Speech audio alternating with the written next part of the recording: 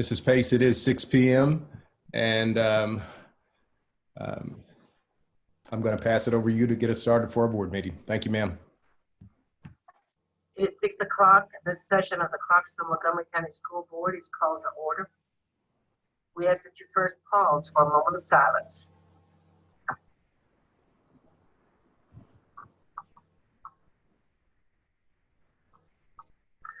Thank you.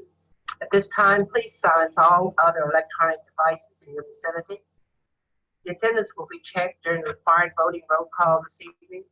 Mr. Nolan, do we have requests to address the board? There were no requests tonight. Thank you. The first agenda item is approval of the consent agenda. Do we have a motion to approve the consent agenda as listed? And Chairman Pace, I would like to just remind our both board members and guests, if they haven't added their video for security purposes, we would appreciate that be done at this time so that we can keep them on the call. Thank you. Thank you. Do we have a motion to approve the consent agenda as listed? I make a motion. Second, Chairman. Okay, that was a motion by Ms. Berry and seconded by Mr. Peck. Ms. Murtha. Oh, Martha. Okay, I'm sorry. I wasn't looking at the screen. Thank you. It's been moved in second for approval. Is there further discussion? We'll now vote with a yes or no roll call for approval of the consent agenda. District 1, Carol Berry. Yes. District 2, Margaret Pace is yes. District 3, Herbert Nelson. Yes. District 4, Ann Martha. Yes. District 5, Jimmy Garland. Yes. District 6, Charlie Patterson. Yes. And District 7, Josh Baggett. Yes. The motion passes 7-0. The next agenda item is reports. Mr. House. Yes, ma'am. We do have one report this evening, and that is in reference to Goal 1, which is the implementation and resources and supports to meet student social and emotional needs within the school system. I will call on Dr. Mary Gist, who is our level director at the middle school level, to the podium, the virtual podium, to get us started with this presentation. Dr. Gist. Thank you, Mr. House. Good evening, and good evening, board members. We will give you a brief overview tonight of our accomplishments and our upcoming goals for the year for this particular part of our strategic work. Our goals come from the same goals held by CASEL, which is Collaboration for Academic, Social, and Emotional Learning. It's the premier organization for research and resources for social emotional learning, and has been for over 20 years. And those goals that we also have for our district are self-awareness for our students to develop self-awareness, self-management, responsible decision-making, relationship skills, and social awareness, all within the context of the school community with support from family. From 2018 to 2020, our strategic work in this area read to provide resources and supports to meet students' social and emotional needs. We felt this year we needed to nudge a bit further, and so our goal for this coming year is to implement resources and supports to meet students' social and emotional needs. And just a quick review of what we have done since 2018. We've done quite a bit of professional learning with sharing restorative justice practices, proactive circles, building positive student relationships, and poverty training. Our tech department has built 2 fantastic systems. One is our online student referral system that allows teachers or any school employee to refer a student quickly and discreetly to see a counselor. And that features an urgency system, so that if it's a schedule change, it would be a lower level of urgency, or if it's a level 4, that alert goes to all counselors and administrators so that student can be seen immediately. This past year, our tech department rolled out an online student self-referral system so that students could appointment with their counselor for a need. We've hired 13 additional school counselor positions since 2018, and we have begun using the SABRS system. That is a social, academic, and emotional behavior risk screener. Our teachers at the end of the year go through and identify some characteristics that may help school counselors at the beginning of the next school year to provide support for students, whether it be in the form of a small group for maybe divorce concerns, anger management, friendship, relationship help, or more individual emotional needs. We've also procured the Goes In program, which helps younger kids deal with anxiety. And the kindness of our local LG Corporation has funded Enter Explorer for the past 2 years and also for the upcoming year. And that helps students and teachers develop coping skills for stress and anxiety. So for the upcoming year, one of our biggest goals was to implement trauma-informed classroom to every teacher and every school in the district. And I wanted to just give you a little bit of a highlight of what we mean by trauma-informed classrooms. Much of this focuses on the research around adverse childhood experiences. And that was a research study that began in the mid-90s. There were 17,000 participants, and they identified experiences that were traumatic that occurred in these adults that occurred from birth to age 18. And from this study, we've learned quite a few impacts on health and learning, and the training also delved into strategies on how to support students.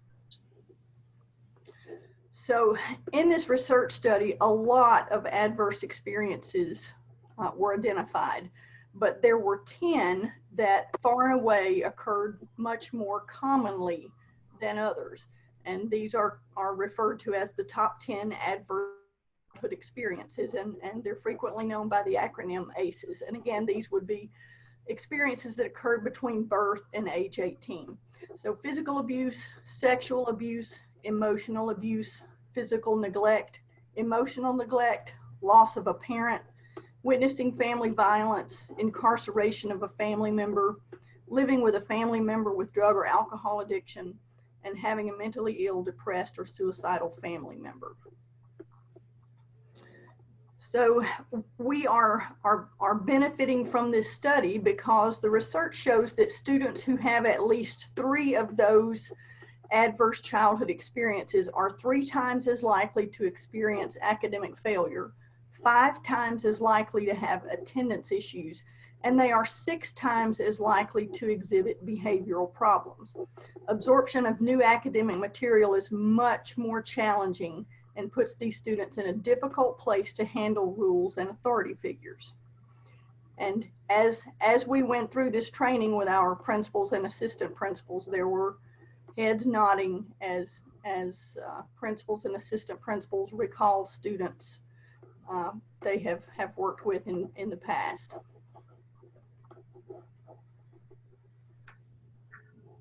David. Okay. Some of the strategies that support students with ACEs are also strategies that support all students. This training doesn't identify who has ACEs, and there's really no way generally we would know from a classroom teacher's point of view who has ACEs and who doesn't. And so the beauty of these strategies are they work with all kids. They support all kids. And those strategies fall into 3 major areas: building positive relationships, providing a positive school and classroom environment, and providing students with time and space to overcome anxiety, anger, or fear. My dad, when I was young, would tell me to count to 10 if I got angry, and there's brain research to back that up. That actually is a strategy. This was presented to all school principals and assistant principals last week, and they will redeliver this in every school next week. to follow this up and support this training, the strategies that support all students, including those who might have adverse childhood experiences, are represented in the Tennessee Teacher Evaluation rubric, which is a teacher's job description. And so those categories that align with ACEs are respectful culture, environment, and expectations. Additional resources for the upcoming school year.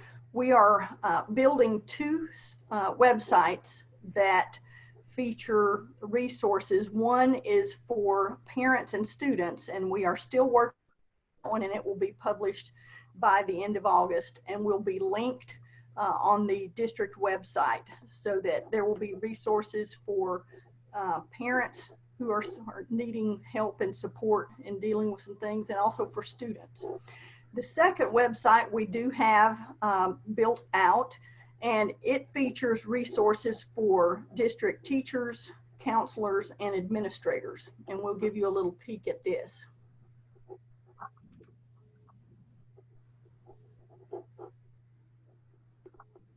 So this is the home page, and this is featured in a location where our subject area information hubs are located for our teachers of all subject areas.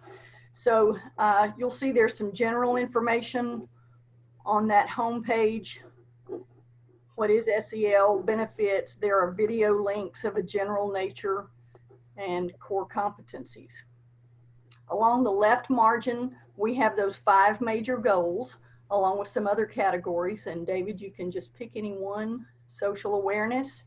And so it gives a definition of social awareness. Each area has some video clips, some links to specific strategies, specific lessons for school counselors and advisory teachers.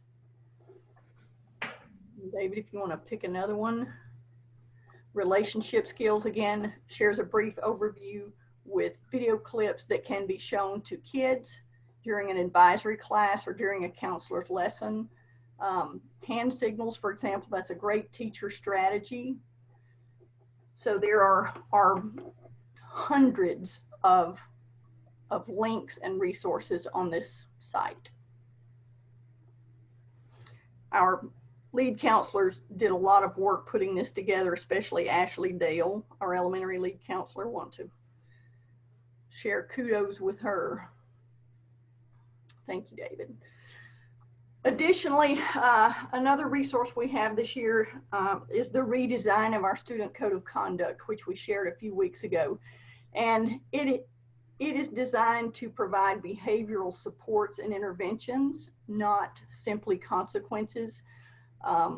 We have a structured system of referring students to see a school counselor and get interventions and supports for most offenses before we exclude them from the school environment through in-school or out-of-school suspension or alternative school. So our school counselors have stepped up and will be ready to support our students. Every school has a support team, sometimes called an S team. We have online training for the S team chair and the school support team members that they'll go through before the end of September. And those teams will be on hand if a teacher is struggling with a particular behavior from a certain student. They will put their heads together and share strategies and figure out a plan with that student and perhaps with their parents to help support that behavior. And then we have our behavior consultants that are also part of the plan that will be there to help. This is something from our online behavior toolkit that all teachers can access. And this shows the steps, if you will, for different levels of behavior intervention, which is all a part of social emotional learning. We start out with the lowest possible intervention, which might be a conversation, it might be a call home, And we keep trying more and more things. And if those don't work, then we go to a school counselor, then we go to a behavior consultant. So this is a nice reminder that we don't skip all the way over to the behavior consultant first. We try the least invasive interventions first. Now, when this has been live, but we've redesigned it and we're having a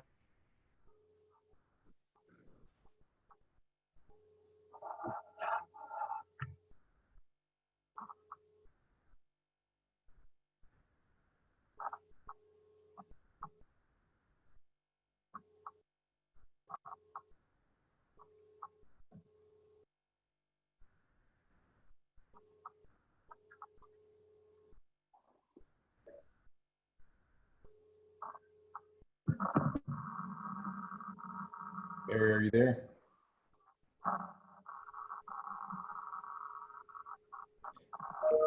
I think she was towards the end of the presentation. We'd This was the last slide prior to the end. be glad to take any questions on her behalf at this time.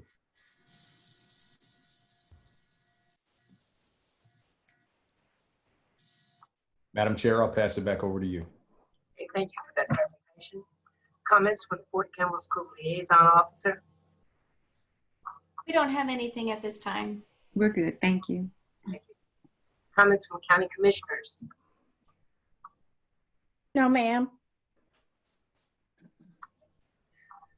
Comments from the board members? And again, Mr. House, thank you and your team for your tremendous dedication in combating the multitude of COVID-19 problems. I know by having your own children enrolled in our school systems makes you more sensitive to our parents' concerns and issues, and it makes you even more determined to do the right thing, whether it's a popular or unpopular decision. You are so appreciated. Other board members?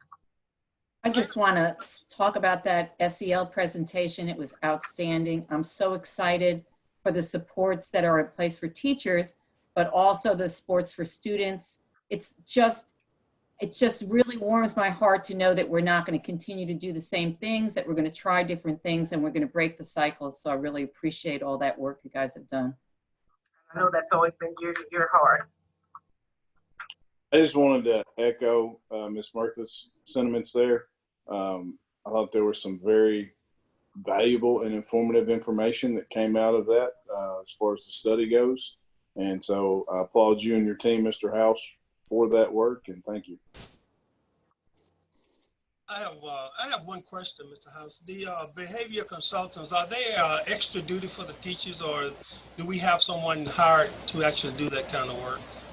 We have behavior consultants that are already hired in the school district as a support that can go into a classroom with a teacher, do observations to really observe and use their professional judgment around different behaviors that are being presented by a particular student, offer different strategies as well. Well, and the last thing, I would like to congratulate all of those that ran for the school board this time. All of you ran great races. We're very proud of you, each of you, for what you've done. You make CMCS what it is supposed to be, the best district in the state of Tennessee. Congratulations to all of you.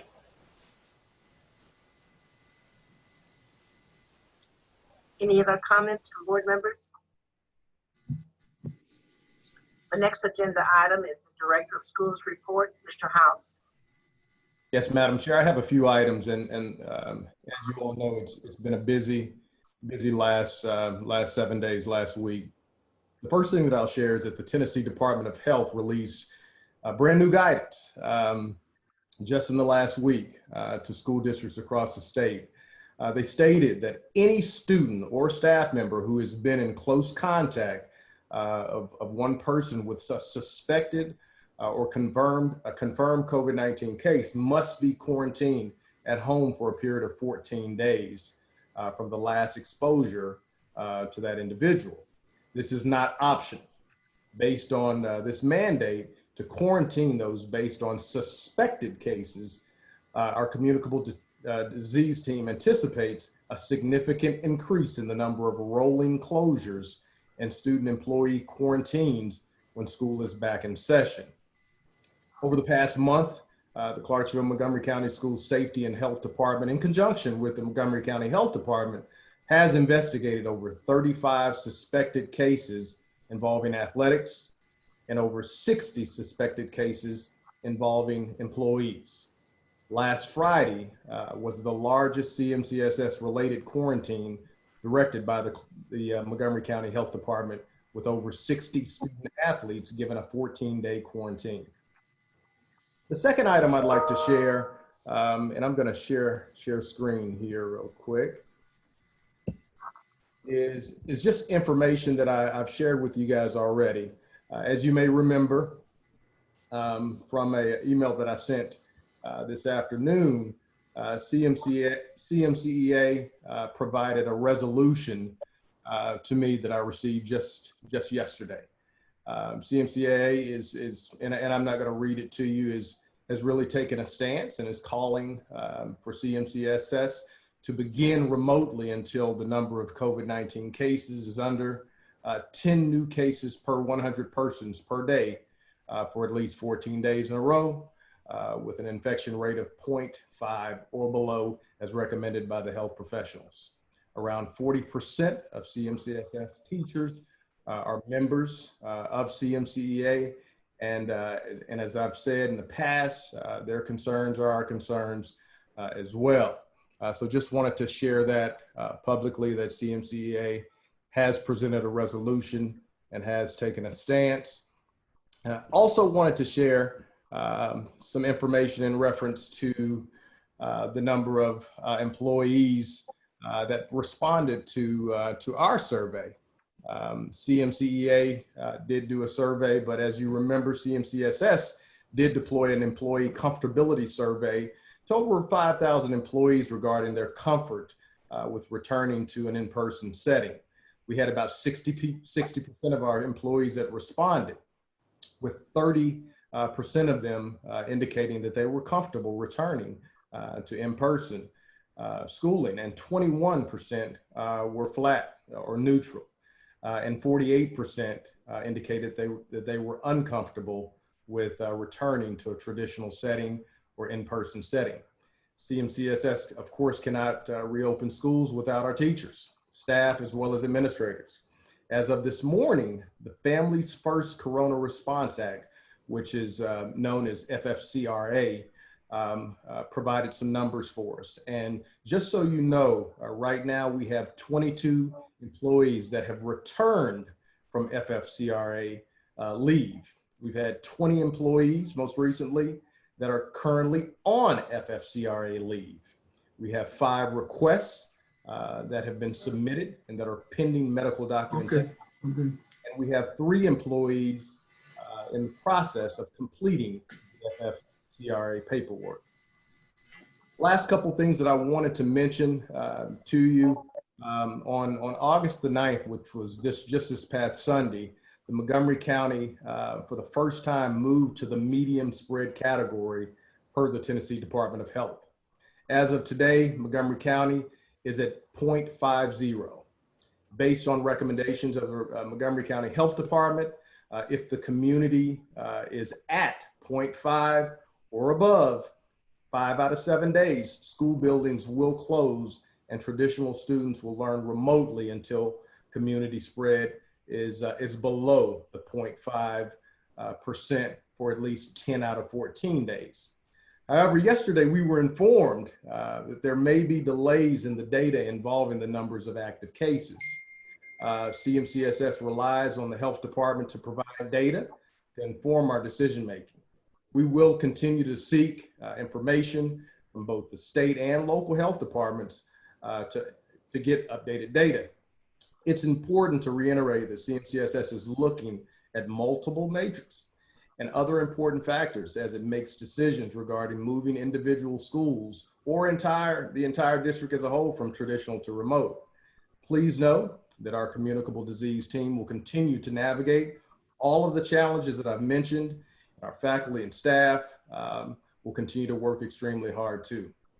In closing, it's important for our community to understand for families that choose the traditional option for their children They should make preparations throughout the year in the event that individuals are quarantined and or school buildings are closed and remote learning must take place. CMCSS senior leadership team and I are committed to making decisions in a timely manner so parents and guardians have time to prepare. Madam Chair, that does conclude my director's report. Thank you, Mr. House. And thank you for attending tonight's virtual board meeting. Our next formal school board meeting is scheduled for September the 15th. This meeting is adjourned. Good night.